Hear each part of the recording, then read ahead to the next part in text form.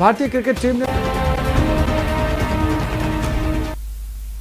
20 minute में 20 खबर में आपका स्वागत है। आपके साथ मैं स्वप्निल। अगले 20 मिनट में आपको देश दुनिया की 20 ऐसी खबरें बताने वाले हैं जो इस वक्त न केवल सुर्खियों में है, दिलचस्प भी हैं, अहम भी हैं। तो चलिए शुरू करते हैं 20 मिनट में 20 खबरों का सिलसिला। सबसे पहले राजस्थान की खबरें। भारत पाक सीमा से सटे बाड़मेर शहर के चौहटन रोड पर स्थित पुलिस चांदमारी इलाका गोलियों की तड़तड़ाहट से गूंज उठा। एक के बाद एक फायरिंग की आवाज से हर कोई हैरान हो गया। रेत के टीबे और उसके आसपास खतरे के निशान वाले लाल झंडे लिए हुए खड़े जवानों को देखकर हर कोई अचंभित था। जब ध्यान से देखा गया तो पता चला कि यहाँ एनसीसी के कैडेट्स के लिए फायरिंग की ट्रेनिंग आयोजित हो रही है। एनसीसी कर्नल की देखरेख में आयोजित की गई इस ट्रेनिंग में बाड़मेर पीजी कॉलेज के बॉयज और इंजीनियरिंग कॉलेज के छात्राओं ने भाग लिया। कैडेट्स को हथियारों की बारीकियां सिखाई गयी। यहाँ हथियारों के साथ कैडेट्स का हौसला देखते ही बनता था।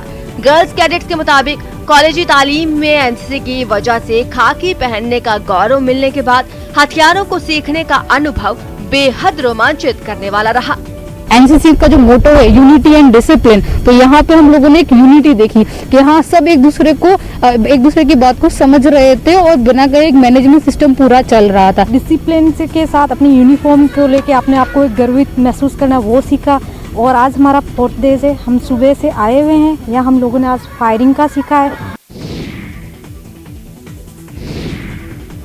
कोटा के एमबीएस अस्पताल में डॉक्टरों ने 9 साल के बच्चे के सिर का ऑपरेशन कर 100 ग्राम का ट्यूमर निकाला है। बच्चे के सिर में लगातार दर्द रहता था, वह पेट और कमर के दर्द से भी जूझ रहा था। डॉक्टरों का कहना है कि अगर बच्चों को लगातार सिर दर्द रहता है तो उसे हल्के में नहीं लेना चाहिए या घरेलू उपचार में ही फंसे रहना नहीं चाहिए। बच्चे की जांच कराएं, हो सकता है बच्चे के सिर में ट्यूमर पनप रहा हो। डॉक्टरों ने बताया कि 12 जिले के अर्जुनपुरा निवासी 9 वर्षीय बच्चा 19 अगस्त को जेके लोन अस्पताल में भर्ती हुआ था, जहां पर उसने अपने सिर में, पेट में और कमर में दर्द बताया। डॉक्टर ने उसे भर्ती कर लिया, साथ ही उसकी जांच कराई।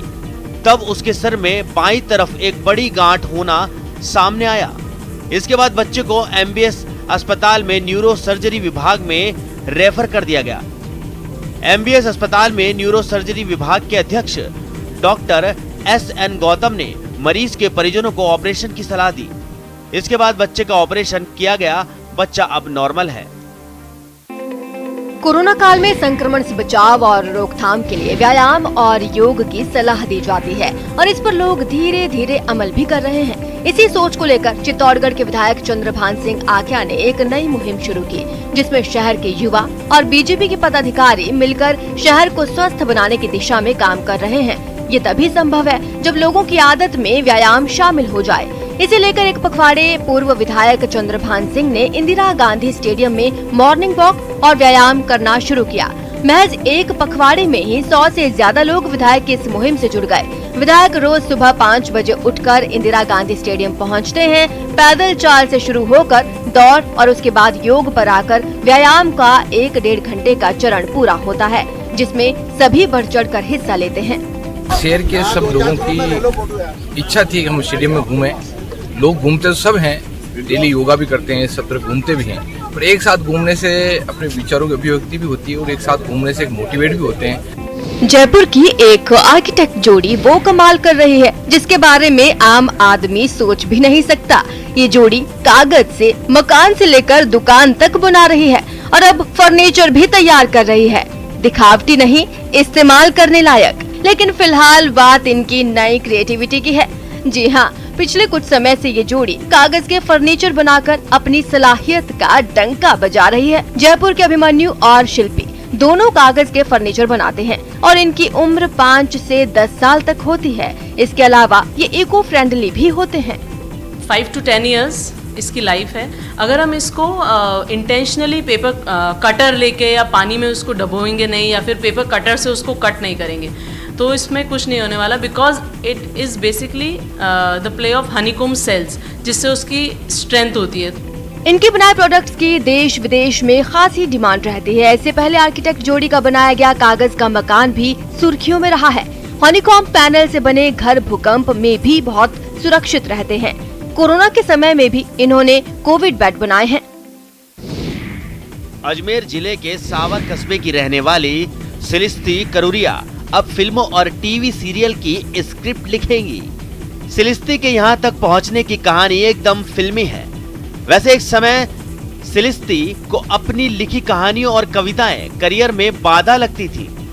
तभी 8 साल पहले इन्होंने अपनी लिखी कहानियों और कविताओं को जला डाला। इस बीच कॉम्पिटिटिव एग्जाम की तैयारी करने लगी, लेकिन मन नहीं माना और फिर से लिखने की ठानी। इस बीच एक किताब लिखी जिसे देश के 100 डेब्यू नॉवेल के लिए चुना गया। हाल ही में सिलिस्ती को अपने नॉवेल चमड़े का लुटेरा के लिए रिमार्केबल वुमन अवार्ड मिला है।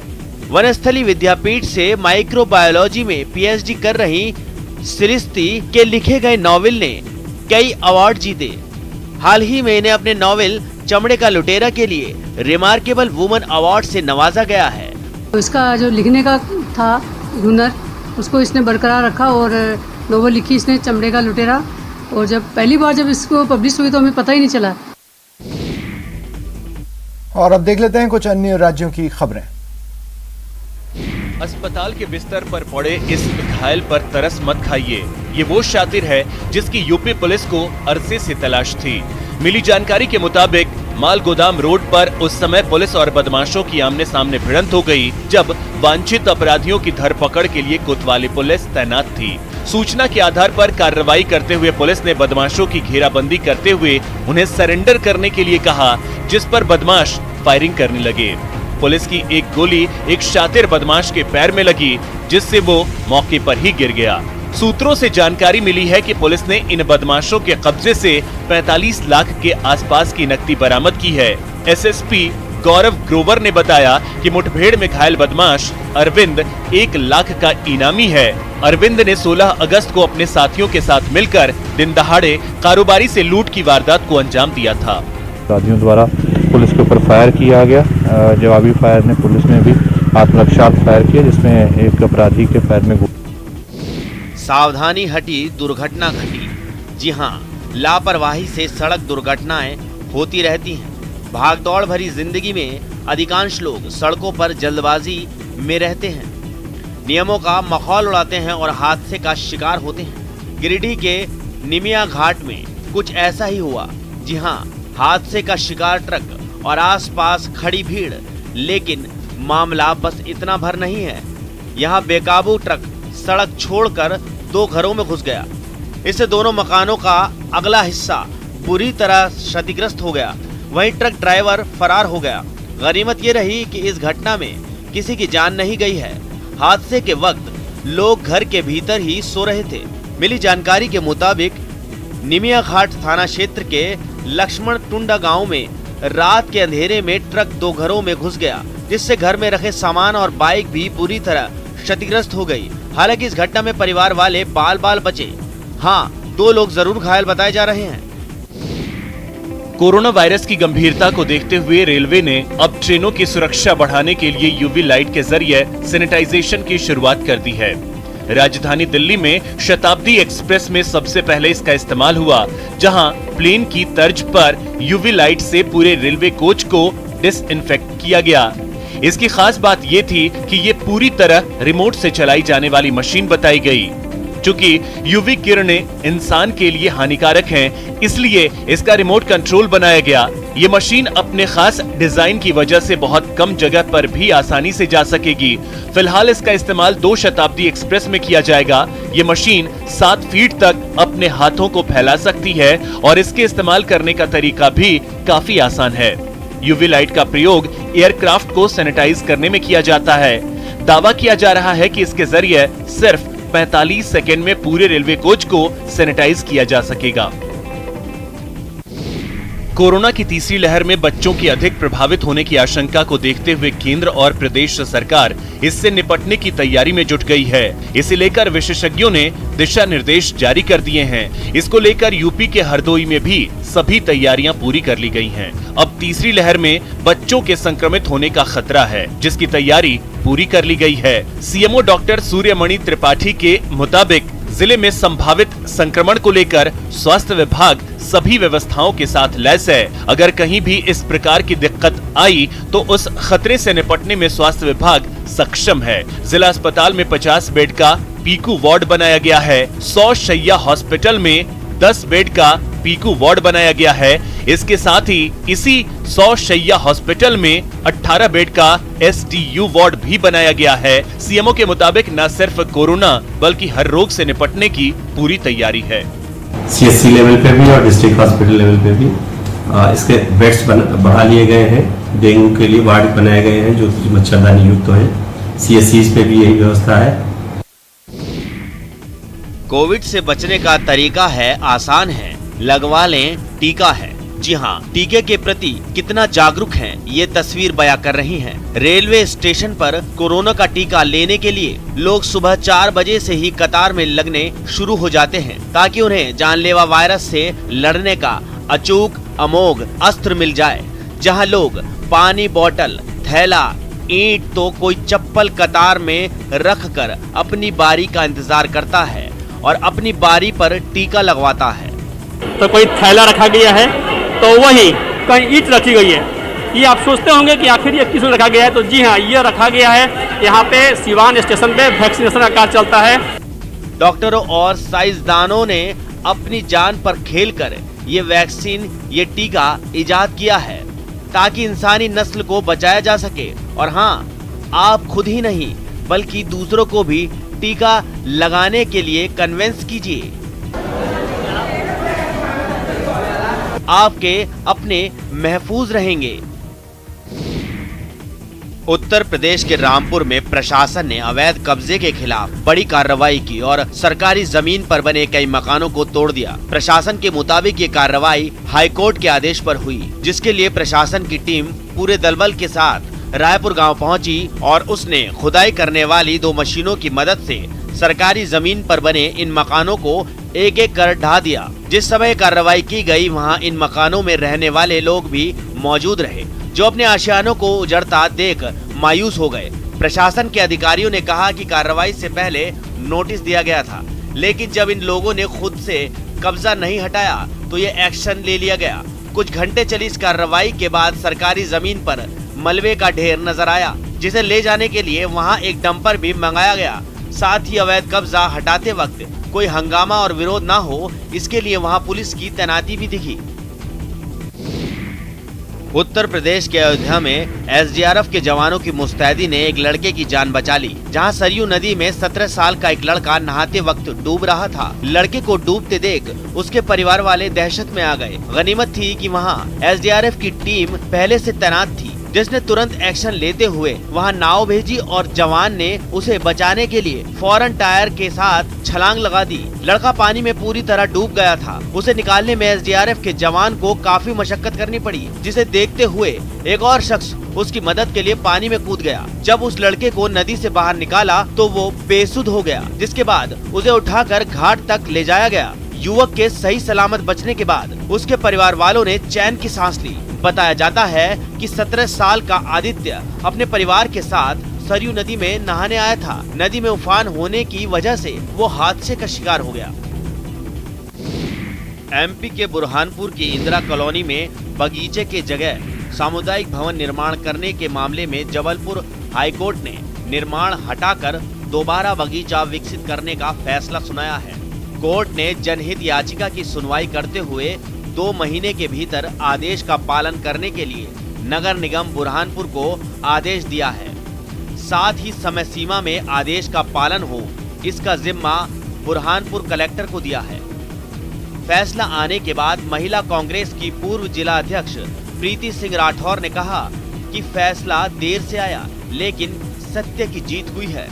उन्होंने कहा कि पार्क की भूमि पर सामुदायिक भवन बनाने की योजना पूर्व महापौर अतुल पटेल के कार्यकाल में बनी थी।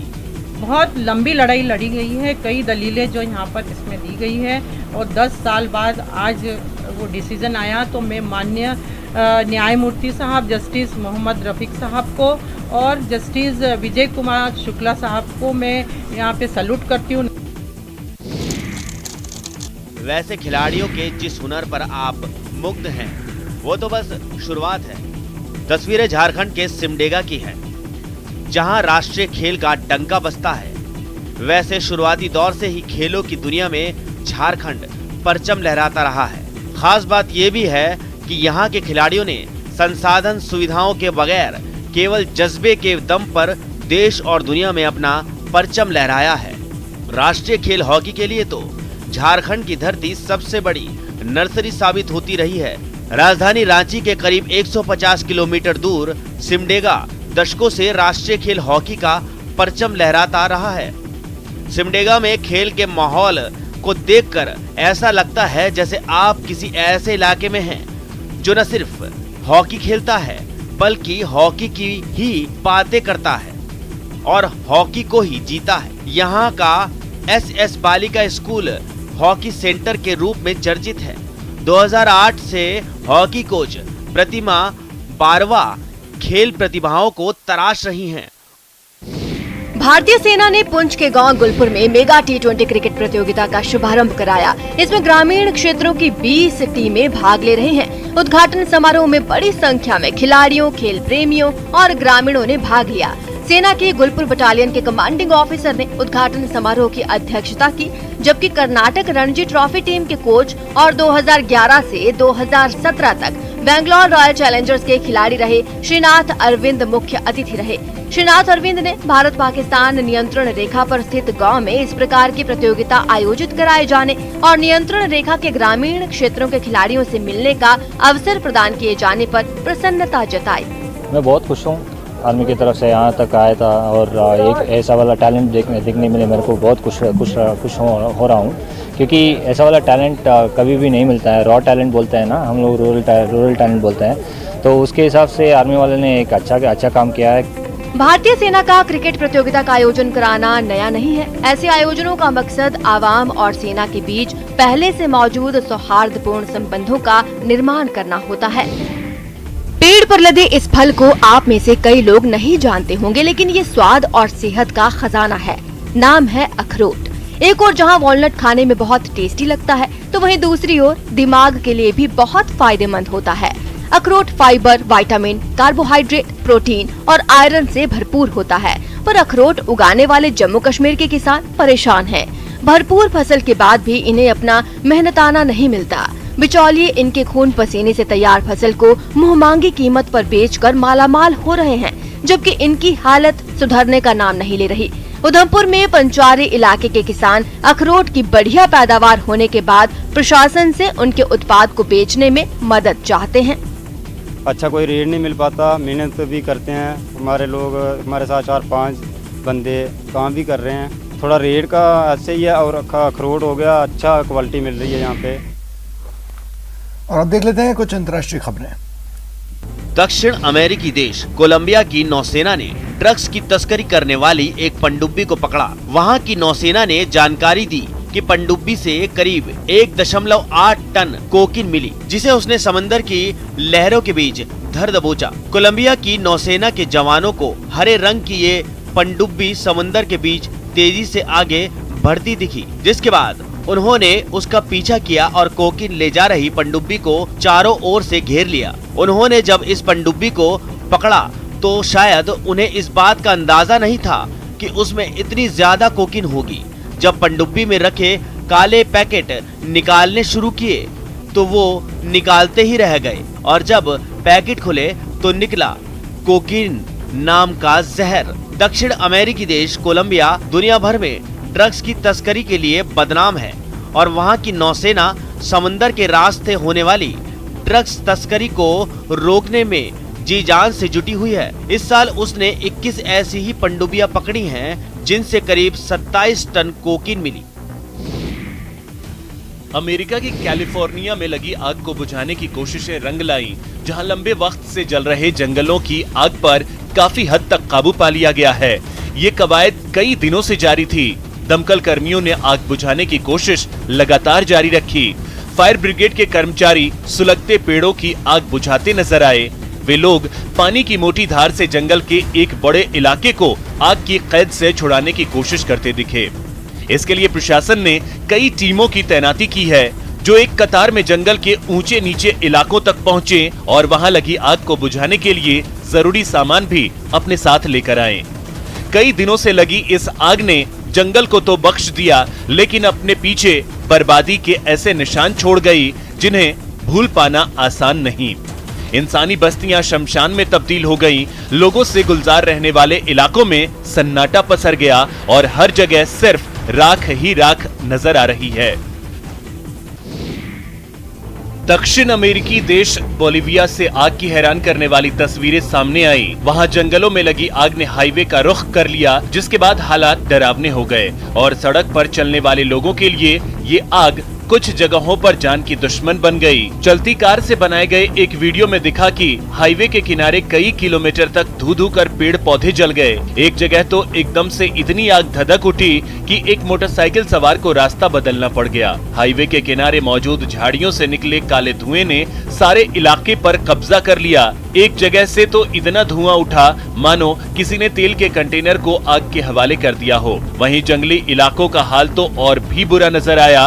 वहां कई एकड़ की वन भूमि पूरी तरह से तबाह हो गई। जंगल में मौजूद दमकल की टीम के सामने इस पर काबू पाना बड़ी चुनौती बनकर उभरा। वो उस जगह का मुआयना करते नजर आए जहां आग की लपटों ने सब कुछ तबाह कर दिया। हालांकि प्रशासन का आरोप है कि आग किसानों ने खुद अपने खेतों में लगाई थी, जो हवा की वजह से फैलती चली गई।